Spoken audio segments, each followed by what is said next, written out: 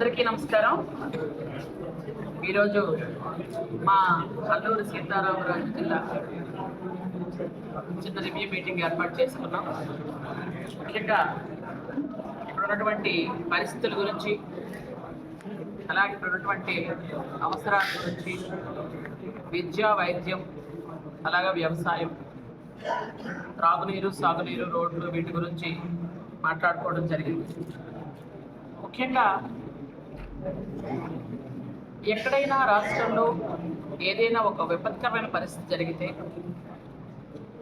హత్య, దోపిడీయా, నేరమా ఏది జరిగినా దానికి మూలాలు ఖచ్చితంగా గంజాయిగా మనం చూస్తున్నాం. ఖచ్చితంగా అలాగే ఉంది. ఆ గంజాయి కూడా ఎక్కువగాను మా ఏరియాలో పండుతుంది అని అరకు, పాడేరు ఏరియా 11 మండలాల్లో కూడా అక్కడక్కడ గంజాయి దొరుకుతుంది అని బాగా ఎక్కువగా ఇది ప్రచారం అవ్వడంతో పాటు గత టైంలో అమాయక గిరిజనులను మభ్యపెట్టి కాఫీ తోటల్లో గంజాయి కూడా వేసి వాళ్ళని ప్రలోభపెట్టి మభ్యపెట్టి కొంతమంది బడాబాబులు చేసినటువంటి దుశ్చర్యతో ఇక్కడ కొంతవరకు ఈ గంజాయి పంట కనిపించింది. గౌరవ ముఖ్యమంత్రి గారు 100 రోజుల్లో ఈ గంజాయిని నిర్మూలించాలి, నియంత్రించాలి అనే ఆలోచనలో ఉన్నారు. నిర్మూలన అనేది లాంగ్ టర్మ్లో వెళ్తుంది. నియంత్రణ అనేది ఈ 100 రోజుల్లో చేద్దామని అనుకుంటున్నాం. నిర్మూలన మనం సంవత్సరాల తరబడైనా, అంటే ఒక పంటని ఆపాలి అంటే అది కొంచెం లాంగ్ ప్రాసెస్ అది. కానీ నియంత్రణ అనేది ఖచ్చితంగా 100 రోజుల్లో చేయాలి అనేది ఒక అజెండాగా పెట్టుకున్నాం. ఎందుకంటే ఎక్కువగా అభం శుభం తెలియని పసిపిల్లలు, అంటే మన దృష్టిలో 18 సంవత్సరాల లోపు పిల్లలు పసిపిల్లలే.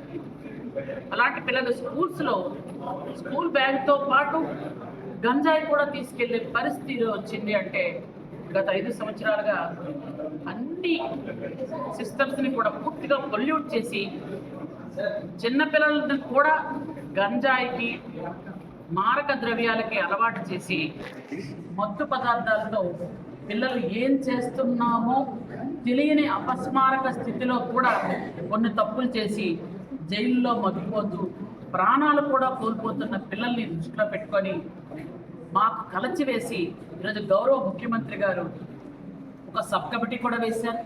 ఆ సబ్ కమిటీలో గౌరవ విద్యాశాఖ మంత్రి గారు లోకేష్ బాబు గారు, గౌరవ హోమ్ మినిస్టర్ గారు అనిత గారు, అలాగే నేను, అలాగే గౌరవ హెల్త్ మినిస్టర్ గారు సత్యప్రసాద్ గారు, అలాగే గౌరవ మైనింగ్ శాఖ మంత్రి గారు మన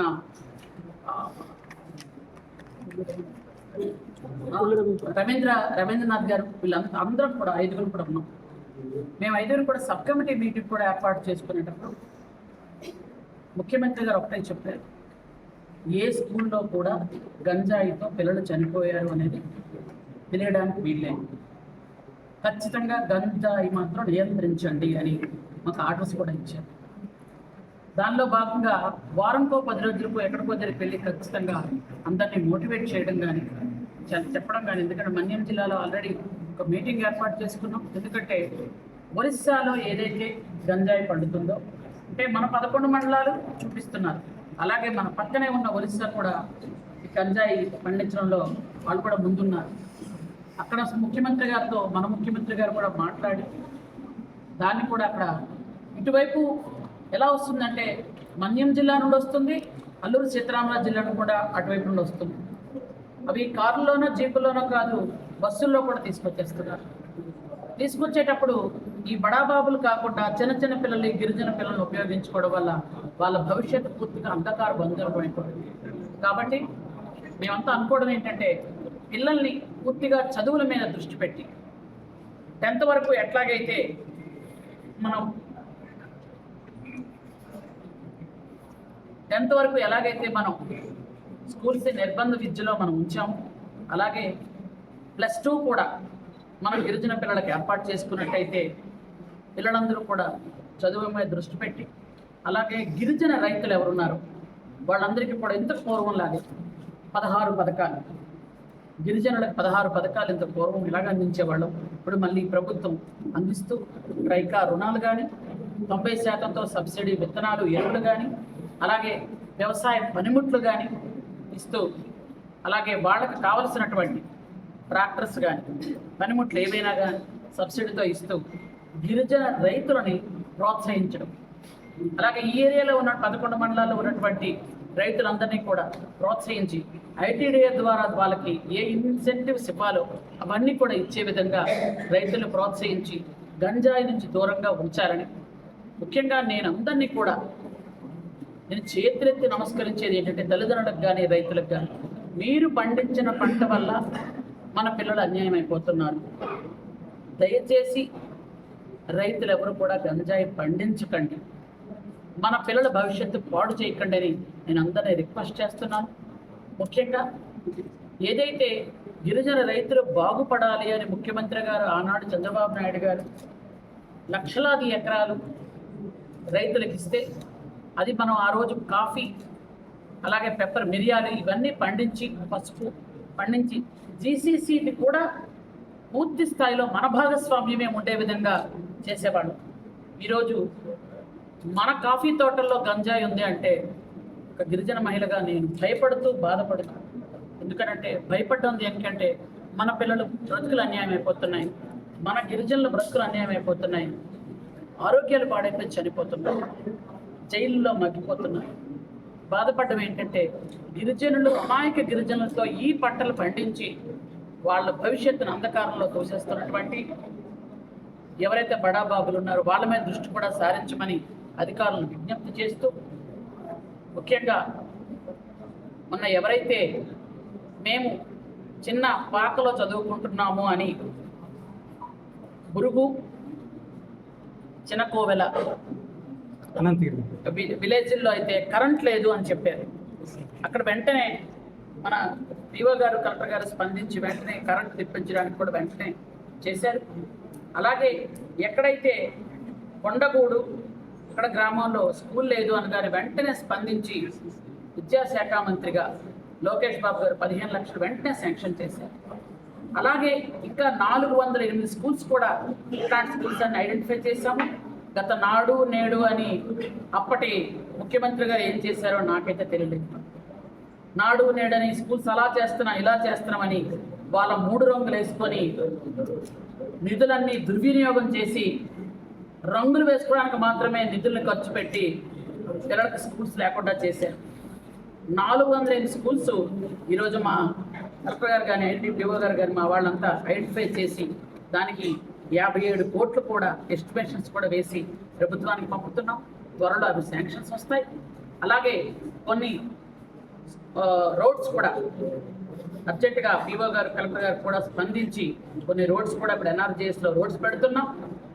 ఎక్కడైతే గిరిజన హిల్ టాప్లో ఉన్నటువంటి గిరిశిఖర గ్రామాల్లో పేషెంట్స్ కానీ, ఎవరైనా మహిళలు కానీ, విద్యార్థులు కానీ రావాలి అంటే అట్లీస్ట్ ఫీడర్ అంబులెన్స్ వెళ్ళడానికి కూడా కొన్ని దగ్గర రహదారి సౌకర్యాలు లేవు కాబట్టి అట్లాంటి దగ్గర కూడా కొన్ని రోడ్స్ అవి ఏర్పాటు చేసి, అలాగే గ్రామాల్లో చిన్న చిన్న సీసీ రోడ్లు కూడా నోచుకొని గ్రామాలు ఉన్నాయి, గుంతలతో ఉన్న రోడ్స్ ఉన్నాయి. అట్లాంటి వారికి కూడా కొన్ని మోక్షం కలిగించే విధంగా మేము కొంచెం ప్రణాళికలు కూడా రెడీ చేసుకున్నాం. అలాగే హాస్పిటల్స్లో కూడా వైద్యం సక్రమంగా అందడానికి మనం అన్ని విధాలుగా, ఎంత పూర్వం మలేరియా మందులు ఎక్కడ కూడా ఉండేవి కాదు. ఇప్పుడు కలెక్టర్ గారు దృష్టి పెట్టి మలేరియా మందులు అన్నీ కూడా అందే విధంగా అన్ని హాస్పిటల్స్, అక్కడ హాస్పిటల్లో సిహెచ్సిలో ఉంటే పిహెచ్సిలో ఉండవు. ఆ పిహెచ్సిలో కూడా స్పెషల్ డెవలప్మెంట్ ఫండ్స్తో కొని పెట్టే విధంగా పిహెచ్సిలో మన్యం జిల్లాలో ఏర్పాటు చేసాం, అల్లూరు సీతారామరాజు జిల్లాలో కూడా ఏర్పాటు చేసి పిహెచ్సిలో ఎక్కడ చిన్న చిన్న జ్వరాలు అంటే ఖచ్చితంగా మలేరియా జ్వరమే ఉంటుంది కాబట్టి పిల్లలందరూ కూడా సేఫ్గా ఉండే విధంగా చేస్తూ, హాస్టల్స్లో కూడా ఏఎన్ఎం పర్యవేక్షణలో మంచి ఫుడ్ ఏర్పాటు చేసుకొని, గతం ఏం చేశారన్నది అనవసరం, ఇప్పుడు మాత్రం పిల్లలందరికీ పౌష్టికాహారం ఏర్పాటు చేయాలని ఇవన్నీ మాట్లాడుకుంటూ జీసీసీలో కూడా కొన్ని మార్పులు తెచ్చుకొని కొన్ని శాఖలను ప్రక్షాళన చేయాల్సిన అవసరం కూడా ఉంది. ఎందుకంటే గత 5 సంవత్సరాలుగా కొన్ని శాఖలు నిధులు లేక విధులు లేక చేతులు కట్టుకొని ఉన్నటువంటి విధులు ఉన్న కూడా డిపార్ట్మెంట్లు కూడా ఉన్నాయి. అలాంటి వాటిని మళ్ళీ యాక్టివేట్ చేసుకొని మళ్ళీ మనం పరిగెత్తించాల్సిన అవసరం ఉంది. ఎందుకంటే మీకు అందరికీ తెలుసు, బెస్ట్ అడ్మినిస్ట్రేటర్ ఎవరంటే గౌరవ చంద్రబాబు నాయుడు గారు. ఈ వయసులో కూడా ఆయనతో మేము పనిచేయలేకపోతాం.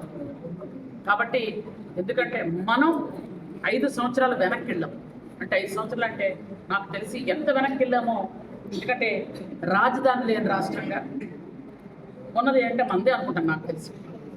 కాబట్టి 3 రాజధానులని ముక్కలు చెక్కలు చేసి మనం పోలవరాన్ని 70% పూర్తిగా చేస్తే ఈరోజు మళ్ళీ 50%కి వెళ్ళిపోయే విధంగా అయితే డయాఫ్రమ్ వాళ్ళు ఏమైందో తెలియదు. ఇలాంటి పరిస్థితిలో ఉన్నాం, చాలా వెనక్కి వెళ్ళాం.